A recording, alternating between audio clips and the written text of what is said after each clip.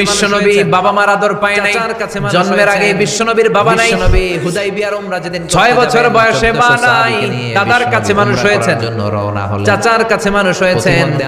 বিশ্বনবী হুদাইবিয়ার উমরা যেদিন করতে যাবেন, 1400 সাহাবীকে নিয়ে বিশ্বনবী উমরা করার জন্য রওনা হলেন। পথিমধ্যে আবওয়া নামক জায়গার মধ্যে বিশ্বনবীর মায়ের কবর। বিশ্বনবীর মায়ের নাম কি?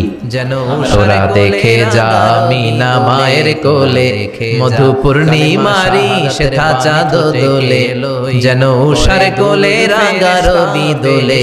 তোরা দেখে যা কালিমা শাহাদাতের বাণী ঠোঁটে কে লই, পরে দুরুদ ফেরেশতা বেহেশতের দুয়ার খোলে। তোরা দেখে যা আমিনা মায়ের কোলে। ঠিক না? মায়ের কবর বলল সামনে, জায়গার নাম আবওয়া। ছোট্ট একটা টিলা। 1400 সাহাবীদের দিকে তাকিয়ে বিশ্বনবী বললেন, ও সাহাবারা, এটা আমার মায়ের কবর।